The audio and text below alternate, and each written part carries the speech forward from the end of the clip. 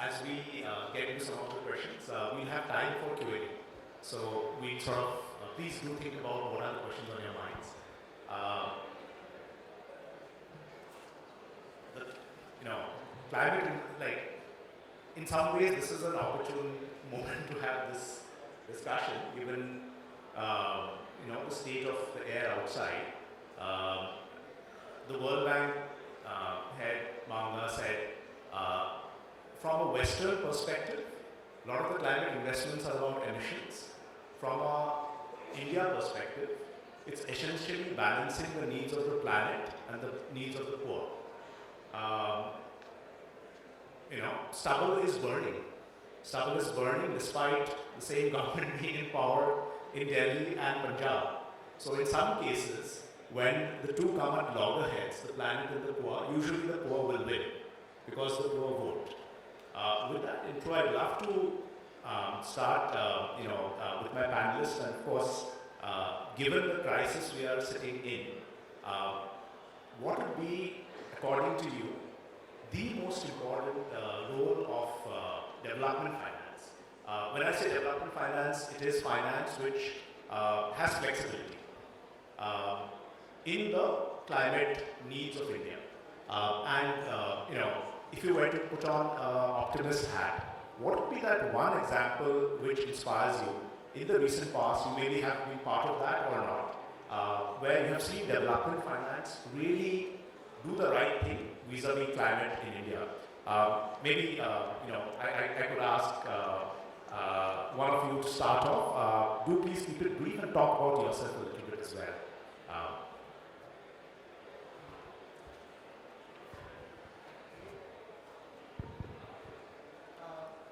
Thank you, Anant, and thank you everyone for this opportunity. I think my name is Sumesh Girhotra. I represent the British High Commission. I'm the investment lead on technology. So I think, Anant, you've raised a very, very valid question, especially given the current context where we all, we don't see this as just an opportunity. We see this as an emergency now. And as Sally would have spoken in the morning, our head of development, that from the UK side, we have now tried to concentrate all our energies, all our resources into this space. When we started off doing development in India, several decades ago, there were a number of sectors which we tried to focus on. But now, as you would have probably noted from our UK-India roadmap, framework agreement which we have signed with the government of India, all our energies and resources are now trying to get focused into climate and technology. So, that's the underlying message that I wanted to leave here. Now, the role of development capital, the panel before us mentioned pioneering, early stage, risk-taking, innovative. So, we see a huge role for development capital to do that. I will not, repeat all of those messages. But, few other things that development capital can do apart from providing resources is number one, setting standards. On environment, governance, social standards, making sure that all of those are in place. Second most important thing that we see is bringing global best practices. Now, with that, Anand, coming to the example that you asked us to give. So, few years ago, we started off, as the panel before us mentioned about Green Growth Equity Fund. We saw the early stages, the early fruits of that fund coming from one of our investments, which we announced just a few months ago. In Indore, we launched a project on waste to energy, handling 500 tons of waste per day, converting into bio-CNG. It was launched by the Prime Minister, and it was one of the largest projects in Asia of that sort. Trying to replicate that project across different cities, different municipalities, and being able to unlock more and more development finance to come in. That very, very complex problem is one example I'd leave you with. So maybe more when we have the next one. Thank you. Hi everyone, I'm Megha and I lead the private sector engagement practice at the India Office of the Gates Foundation. The foundation has been in India now for over 20 years, and with the objective of improving the life of millions of Indians by collaborating with various stakeholders like the public sector, the private sector, the partners on the ground across 5 key programmatic areas, including healthcare, financial services for poor, agricultural development, sanitation, and gender equality. Coming back to the question, Anand, if you see the climate finance, majority of it globally, as well as in India, has been committed towards mitigation, with a focus on clean energy and low carbon transport sectors. A significantly lower portion has been allocated to adaptation, which is less than 5%, and most of the adaptation finance has come from public expenditure. Now, for India to be on its net zero path, the estimates say that adaptation finance of about $1 trillion would be needed by 2030. And we are very, very far away from that, because public finances cannot be allocated to this magnitude, as there are other more urgent social issues and contingencies for which the finances have to be allocated. So we have a long path to go towards the net zero finance allocation. On the other hand, climate change and the hotter temperatures are going to make it very difficult to pull people out of poverty because of food insecurity, because of increase in infectious diseases, and hence the capital would move away from the people that need it the most. So I see a very large role of development sector in mobilizing adaptation finance towards the sectors that touch the marginal community directly. I will take a few examples, for instance, agriculture. Now, climate changes have the potential to reduce agricultural productivity by up to 70%. Combine it with the water scarcity, and we have lives and livelihoods, at stake. The climate-stressed agricultural sector really need a lot of innovation right now. Just taking an example, the foundation collaborated with the public sector to support some research at IRI, which is about the climate resilience agriculture. So we funded the research of chickpea, which is a staple in India, and came up with a variety which gives 10% more productivity and it's drought resistant. Similarly, another sector that comes to my mind is water and sanitation. The foundation has been mobilizing financing towards the development as well as commercialization of technologies that could work in this resource scarce environments. So we have come up with a technology called reinvented toilets, which would work on site without electric grid and would kill 100% pathogens on the site. Similarly, I think the third very important sector that we look at internally very closely is gender equality. So climate crisis is not going to be gender neutral. It's going to impact women disproportionately. So it's very important that we take a gender lens view of the climate strategy for India. Thank you. Thanks. Hi, I'm Aditya Mohan from the Dutch Development Bank. I work at the private equity department. I think our role, we see it mostly as, given the nature of our capital, we are much closer to sort of mainstream commercial financing than some of the development impact. But I think, of course, we have many things that we have done together. For instance, with the Green Growth Equity Fund, we have sort of catalyzed more than $100 million in that fund, etc. So I think that's a project which is very interesting.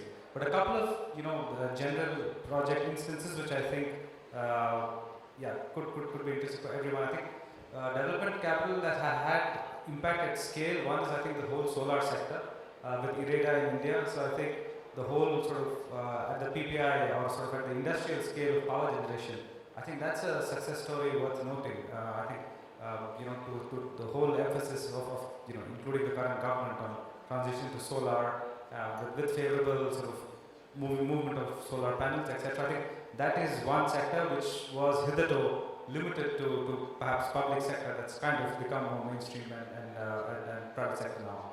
And I think another topic that, this is still moot, and I think success is yet to be completely demonstrated. But I think there are interesting projects that we encounter, we actively engage and invest from time to time, which is basically about convergence of people, in terms of impact of people who be at sort of at the base of the pyramid and climate. Couple of instances of this are, let's say, the whole e-rickshaw phenomenon in smaller cities in India. So it is actually simplifying the lives of someone who was perhaps physically, manually riding a cycle rickshaw, who can now go into an electric rickshaw, and that makes his or her life much easier, while also sort of moving it rather than a diesel or another kind of petrol or run ICE vehicle. You're moving to an electric vehicle. So that's another instance of convergence that one sees. The other thing, other interesting instance of convergence one sees is with smallholder farmers, where perhaps there isn't sufficient access to the grid. So using solar solutions to have micro chilling units. This is another area where it's a problem which is multi-dimensional. You have these smallholder farmers; they don't have access to electricity. At the same time, you are providing them access, electricity via solar panels in a sustainable manner. So I think these are a couple of instances which could become interesting and sort of are much closer to commercialization than say research projects. So yeah, with this I'll hand over to my co-participant.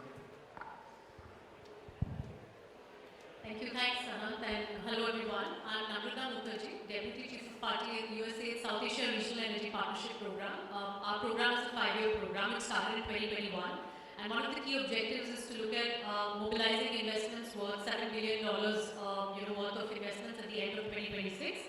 And it's a whole spectrum of clean energy technologies that the program is focused on. I'll dive deep into the question which Anant raised, and it's not particular only for USA but all other development agencies, I feel, is the principle with which financing is based for clean energy technologies is really based on the core of additionality. So it's typically market barriers that we try to address and focus on those technologies which are yet to be commercial. As my fellow panelists mentioned, development aid played a critical role when solar was at its nascent stages. And we are looking at a similar trend in many other clean technologies right now, from e-mobility to green hydrogen and so on. But for me, I feel one of the key opportunities for development aid is to really look at disaggregated financing opportunities, because that's where we haven't reached the scale that we would like to reach, particularly if you look at solar rooftop and emerging e-mobility sectors, etc. And the model typically that is followed is that development financing typically tries to partner with large commercial banks and trying to look at structured products that can reach out to a segment which is very much disconnected with, say, a large commercial bank. And so one of the potential opportunities is to really look at channeling such funding through financial intermediaries. India right now has lots of pretty strong NBFCs and intermediary financing agencies, and even as USA, we try to partner with these agencies because their reach to the last mile, their ability to convince customers as well as service them and ensure better recovery is much stronger. So that's the only example that I'd like to put on the table. Hi everybody, my name is Ganesh Neelam. I represent a non-profit called CNE. I also have an association with Tata Trust, which is India's oldest philanthropy to look at. And when we're talking about development capital, I think the philanthropic capital comes as a very important enabler, and as most of you sitting here would be knowing, that I think philanthropic capital has taken the maximum risk if one has to look at it from a development perspective or from an impact perspective. And over the years that has been happening. And that's why wherever the government is unable to reach in geographies which are fairly backward and remote, you see the philanthropy actually supporting a non-profit into those remote geographies to actually work with the communities and see the impact happening on them. And that's what I very strongly feel, that risk ability within the philanthropic capital is the most. They take that first risk which enables others to come in and then see how the market could be taken to the next level, which is enabling the community, which has the ability to also maybe adopt to new technologies, take loans or look at working capital, but also to the private sector players to come and work in these geographies from a business perspective to look at. So those are important, I would say, roles that the development capital plays in this case. One or two examples that we would look at. For example, we as an organization run a program called Lakpati Kisan, which is with more than 100,000 families, to see how they actually have an income of 3 to 4-fold increase from their baseline incomes. And this is mainly agriculture and allied livelihood. And as all of us have been saying, climate is hitting agriculture and the allied livelihoods in the most prominent ways. What we have seen is with these small and marginal farmers, the adoption of technologies and the myths that most of us have actually get busted when you engage with these households with a focused manner, and you see that their aspirations are being in a way focused and taken care of. And that's been an important learning for us as an example that if you work with a focused approach with these small and marginal farmers, then adoption of technology, bringing in finance, bringing in markets becomes an opportunity for these communities to grow from a long-term perspective. So those are some examples I would say from the point of view. Thanks, Gary. Let's say foreign capital coming into philanthropy into India is about $2 to $3 billion. CSR would be about $3.5 billion, and families defined as HNIs, UHNIs, etc., is another $2 billion. Total about $12 billion. PVC would be, depends, it goes up and down, but like it'll be in the order of like 7-8x of that. And debt obviously is even larger. So in some ways, I think the climate crisis is one of those where private philanthropy alone or pure DFI capital alone is very catalytic but very small.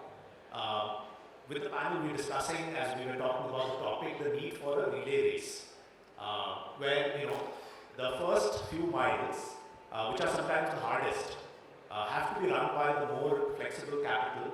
But really, there's a role for PVC to come in, there's a role for debt to come in to actually power through and scale. Question again now to the panel. I'd love for you to start, Ganesh, and please be, like brutally honest with us. Is the baton race happening, or is it a situation that everyone's running in multiple directions? Yeah, you said to be brutally honest, I would say it is not happening. At this moment, it is still, I suppose, a lot of the risks being taken by, say, for example, the international philanthropies, Indian philanthropies, or even the CSRs. A lot of risks being taken by them. But we fortunately see a lot of opportunities, and I really don't know the reason why we don't see the private players actually coming up and taking the baton to the next level. There must be some challenge in that, but it is not a challenge which at least till now we have been able to understand it clearly and see how we can actually engage with them as partners to see that role comes in and then it moves from a long-term perspective. So unfortunately for us, till now that situation has not come. It is still an incentive or a subsidy-driven approach which we have to put in from a technology adoption. Even if there is a demand at the community level, we don't see that capital actually coming in, which hinders the whole growth and also the climate-related challenges to look at. So that's an answer. Thanks for being candid. And as you come, if you also advance this slide, which is how could the baton switch happen, or maybe it's already happening. Okay, thank you. And once again, keeping the line of being honest, because we all want to hear honest opinions here. We haven't reached that space where we need, the bridging of gap between impact investing versus the capital being available. One of the key reasons is really, I would think it's the return expectation mismatch, because we are trying to bring in development capital towards impact-led sectors, but unfortunately the return expectations are still around commercial, expectations. So I think, I've been in the SARET program for 2 years now, and we are reaching out to multiple investors looking at lots of attractive opportunities available, but unfortunately the whole discussion around development capital has moved towards, very different direction. And one of the reasons for that is also, the impression about a country and an economy like India is really something which is not any more of a developing country anymore, right? So when international investors coming in, the expectations are of a very different level than what is the ground truth right now. So that is what I would say, that we've not yet reached that space where the baton has moved. Thank you, Anand. Just before you come in, Aditya, Nick Donahue mentioned this very, very bluntly, saying it's very unlikely concessionary capital globally is going to come to India. Whatever little is there, it's going to go to Africa. So then, if we put two and two together, it will boil down to domestic capital. So with that, no pressure, Aditya, but how look at it from the other side, like people who are obviously having scale capital and doing this for a living, where can the baton switch happen, and what is not happening from the other side in getting the baton to the right level? Sure. Yeah, I think, we have to sort of be honest and accept that the baton switch cannot happen across all sectors and segments. I think there is a research part of it and there's a subsidy part of it. And I mean, let's be honest, I think it's not, I mean, in this country, it's not possible for, I think, for many projects to sort of be commercially viable. So it's just better to be honest and say that, look, this is, a different kind of mindset that's required, different kind of capital that's required. And that responsibility, I think, like everyone else on the panel has said, is seen to be a domestic responsibility. Be it can be the government or it can also be philanthropic capital. So I think it's a combination of these two that will have to sort of bridge a certain, developmental need in financing in certain cases. Where commercial capital can play a role is where, in terms of research-oriented projects, which could perhaps result in scaling up. I think that's the limited role that commercial capital can play. To be honest, I think it's a fact, especially in terms of European governments and European development finance institutions. The focus is undoubtedly on Africa. I don't know if that's a good thing or a bad thing for us, as for let's say countries like India. I think it also is a reflection of the potential and the growth that we have seen internally over the last couple of decades. I think in that sense, to anyone who's been to both these places can see that the difference is more than visible. So I think that's not an unjustified view to take from European DFIs, that there would be more concessionary capital flowing towards Africa, because frankly there are far less commercially viable projects there than here. And we can sort of support in India a lot of projects either with domestic philanthropic money or even local government money. So I think that's a balance that one needs to find and be selective in projects where you can pass the baton along and sort of make sure that track remains through the process and we don't sort of switch between philanthropic and commercial capital on certain streams. Oh, thank you. I think you put it well. And Megha, just before you, and I'd love for you to double click into this, which is on one side, I think Namrata, you're absolutely back. You're saying, if you expect the full IRR, then it's very unlikely that it'll, really double click into some of the higher risk topics. I'm curious how many fund managers are in the room, or how many people who are running so-called impact funds in the room? Any? Yeah? And on a pretty much daily basis, you might be encountering this. So how does this logjam break? Because on one side, there is a very small amount of capital which is philanthropic. On the other side, there's a large amount of capital which demands full return. And in a country like India, full return means Zomato. It does not mean the topics we are discussing here. So how does this logjam break? How do you predict it? A very difficult question, Anand, and I don't think we've found the answer yet. We've all done the math, right? You've done the math. There's not enough catalytic capital also available, or the public finance available to solve the climate issues. Now, the development finance and the philanthropic capital have to play a more catalytic role in order to crowd in more private sector capital, right? And I see it as a continuum of capital. So, very initially, when there are unproven new technologies, when there are unproven commercially viable business model, that's where I see a huge role played by the philanthropic capital in order to catalyze those innovations and business models. Later on, there could be various interesting instruments like TA, risk underwriting, there could be market incentives, which have the potential to crowd in more private sector capital. Mobilizing both capital and capacities from the private sector is absolutely essential for us to get to the net zeros. I think that's about it. I think the catalytic role has to be much larger than what it is today. And if you see, most of the public and the private sector corporations today have defined their net zero strategy. And that's a long-term net zero strategy, like 2030, 2050, 2070. There are no short-term targets, and hence we don't see what percentage of it is really on track is the question, right? So I think another way to do it is to create more short-term, transparent and accountable targets that actually create a balance. Got it. And just one follow on, Megha, because the role you play, private sector, it has two big parts, right? One is the corporate, and the second is, of course, family, private wealth. Which of the two do you think might be more open to actually thinking like this,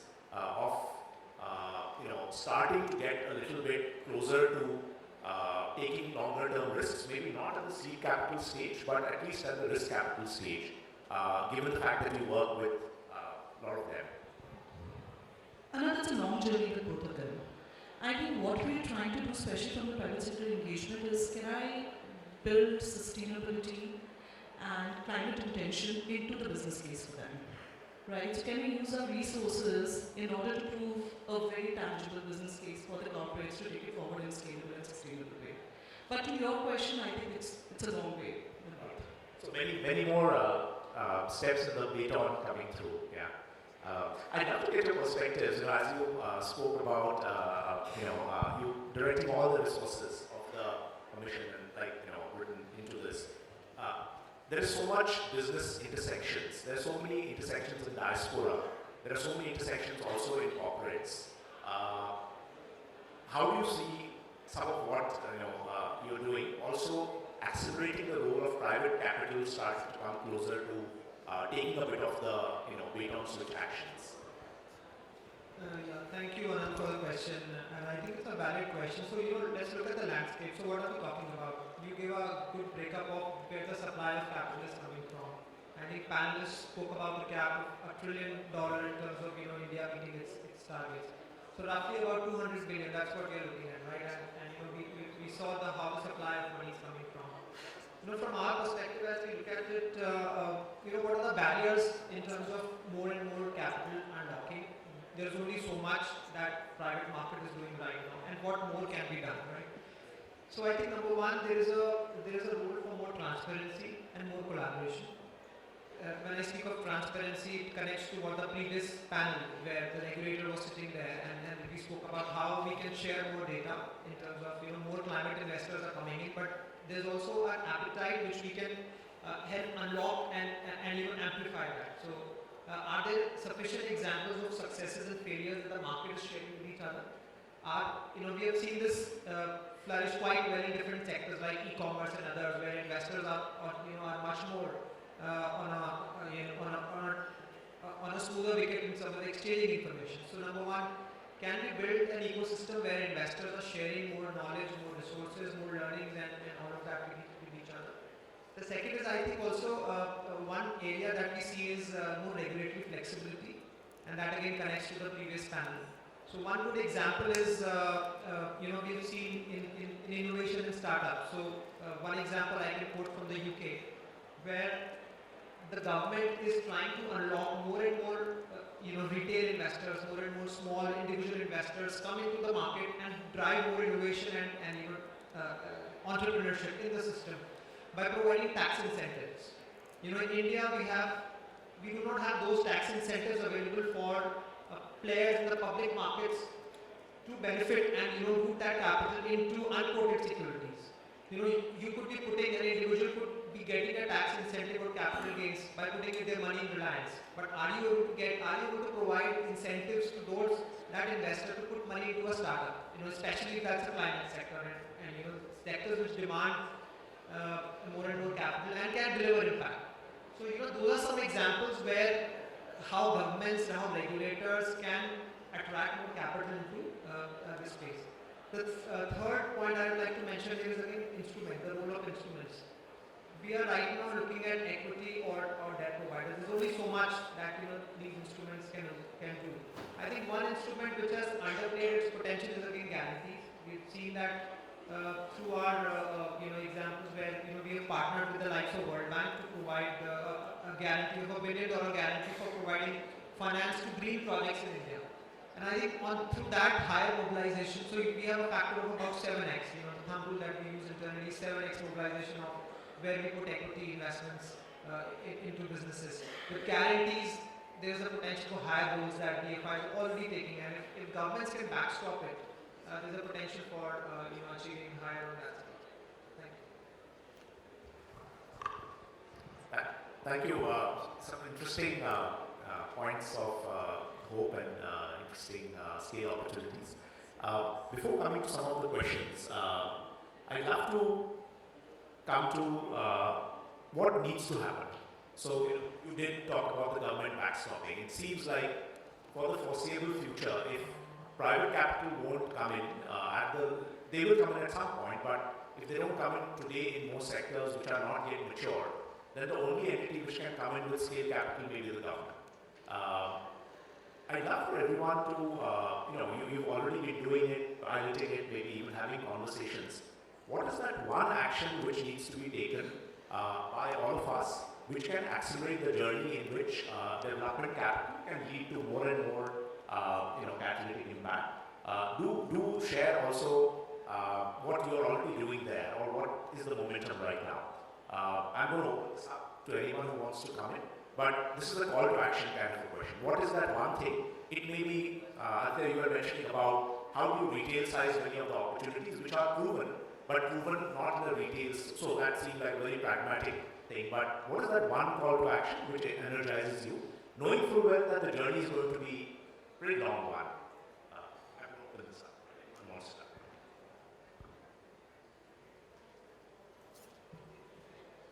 Maybe I can go ahead and panelists can add. So I think one thing which we have picked for ourselves, apart from the climate being an overall theme, one thing that we look at with hope is technology. We see there's a massive role for technology and innovation. We do not see organically the world being able to meet those financing gaps that we are looking at. But across sectors, we've seen how technology has helped leapfrog, how technology has helped be more resource efficient. There are several examples. Some of the examples colleagues have quoted, and there are various emerging areas in battery storage, green hydrogen, and there are likes of these sectors where I think technology has a huge role to play. And I think how COVID brought the best out of all of us in using technology in reducing mobility, reducing pressure on resources and all of that, and carrying on with our business in a natural way. I think we see a huge role for climate tech areas within climate tech, within subsectors like emission control, clean energy. Colleagues spoke about that, green hydrogen, battery storage. So a number of areas where I think there is potential for more tech play. Second aspect is again bringing more global best practices and sharing knowledge. There are a number of examples in the West, in the North, where South can learn and vice versa, where where exchange of these best practices can also come in to help information flow, smoother between climate investors.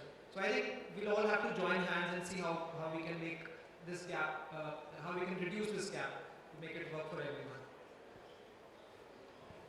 Thank you, great points. And Anant, I'm again thinking from the perspective of how do you crowd in more private capital, because the private capital, public finance, and philanthropic capital have to come together in order to solve this issue.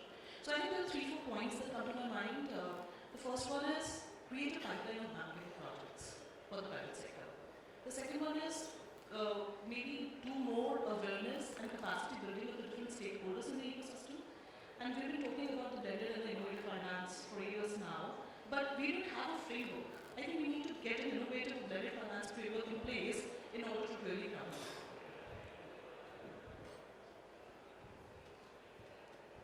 I think, yes, I think,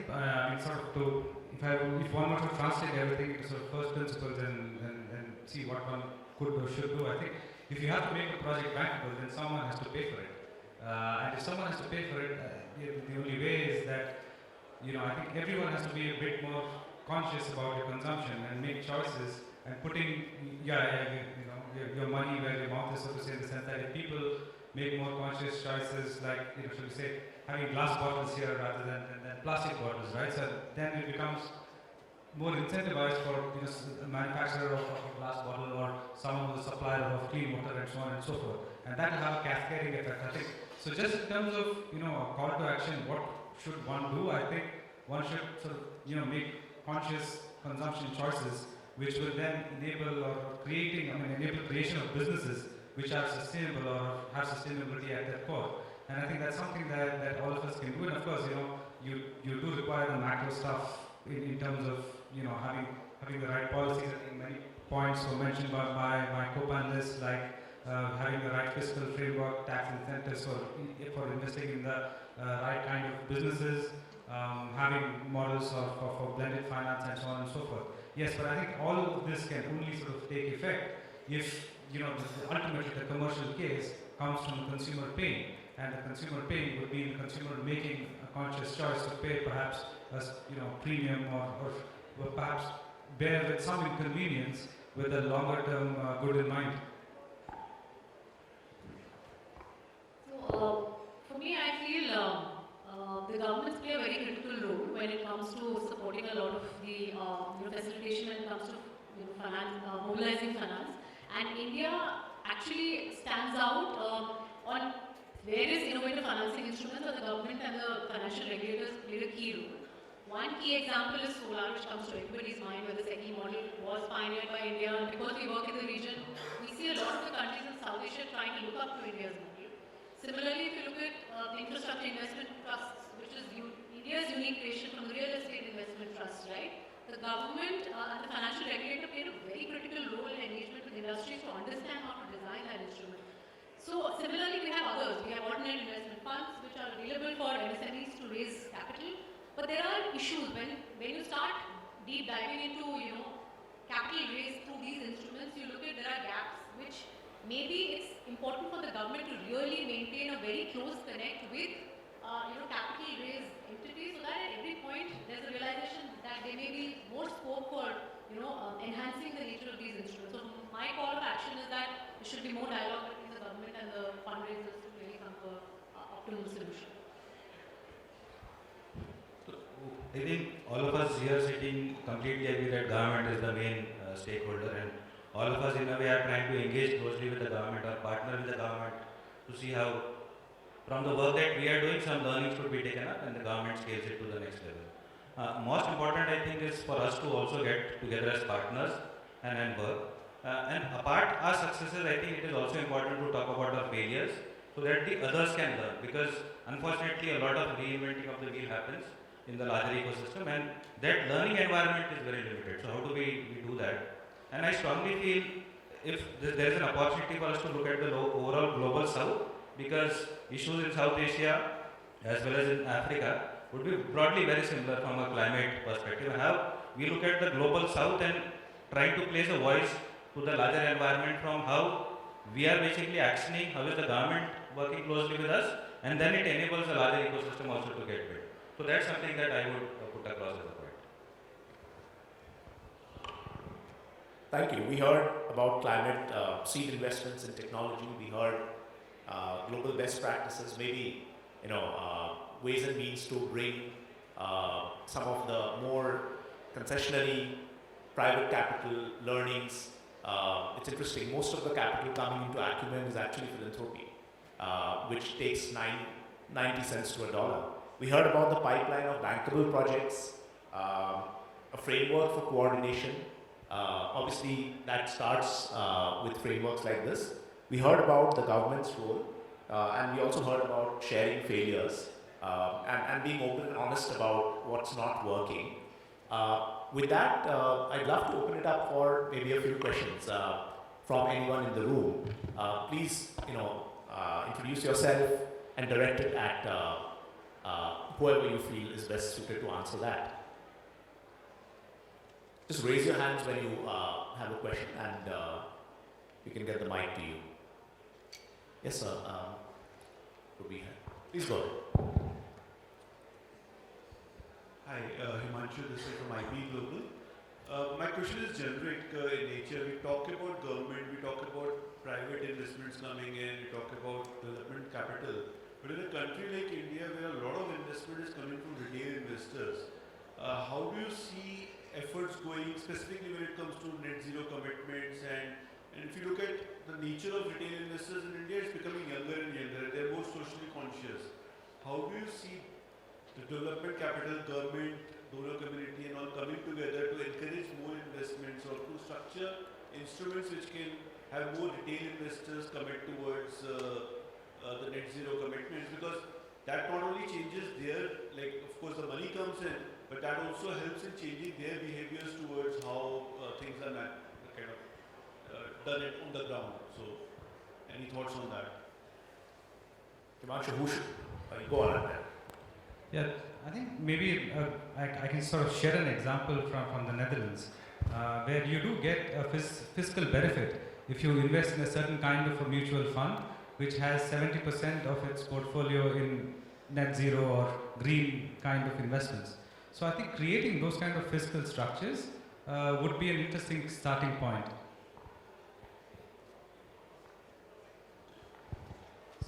Just to add similar examples like the Dutch from the UK market as well, and I see huge potential because the mutual fund industry, as we read every day, is running short of ideas. The opportunities are drying up, and this is a space, uncharted space, where this huge amount of public capital which is getting generated can be rooted in a meaningful way.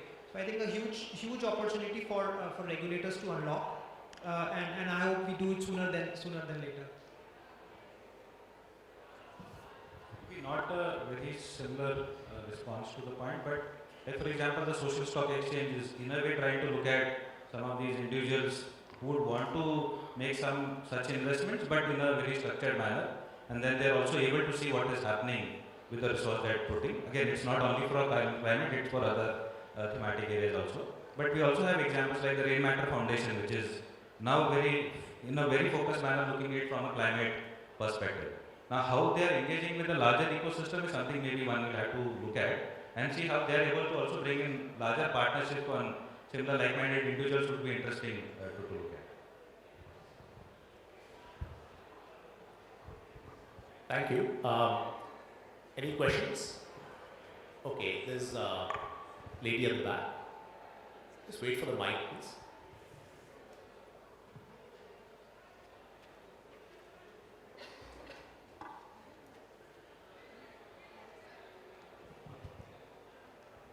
Good evening. I have a question for Megha.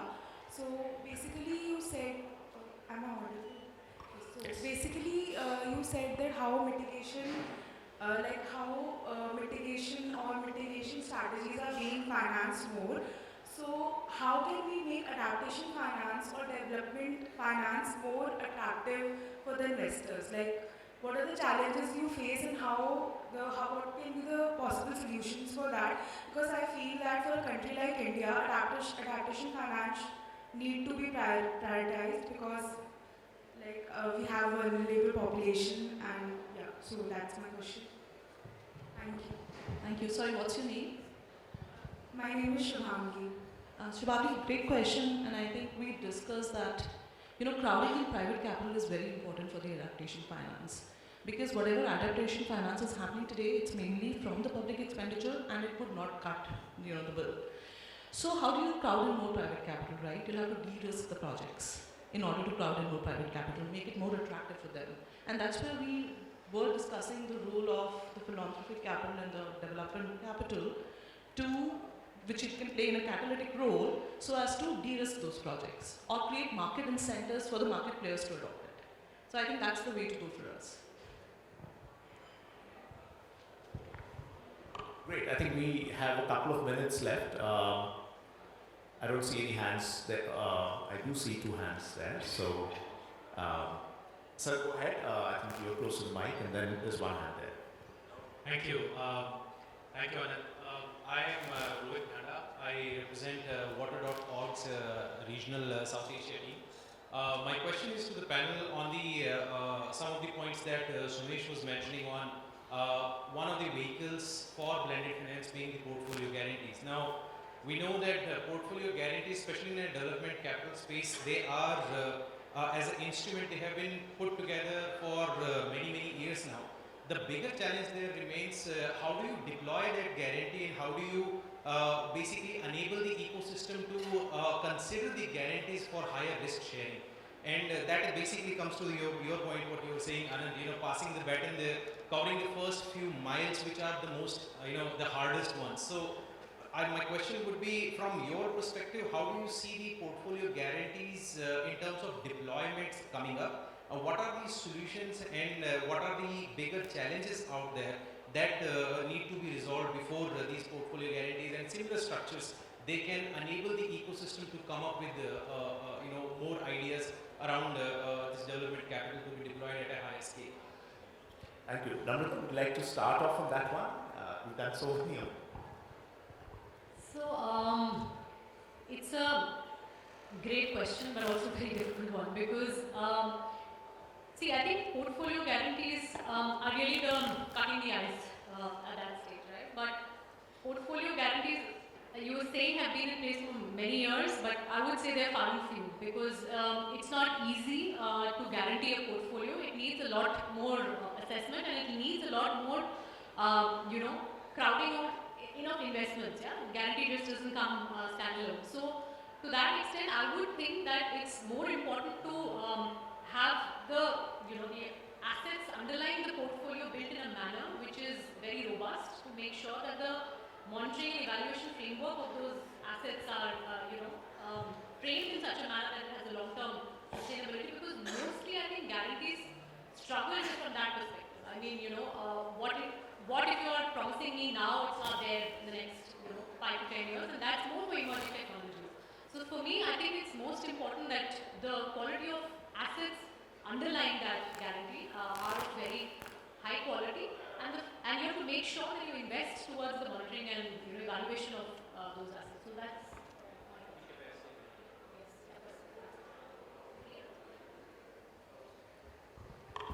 Great. We are on time. I think just a couple of reflections on this. It does seem like a topic where, while there are some interesting things happening, it's not a cause for celebration.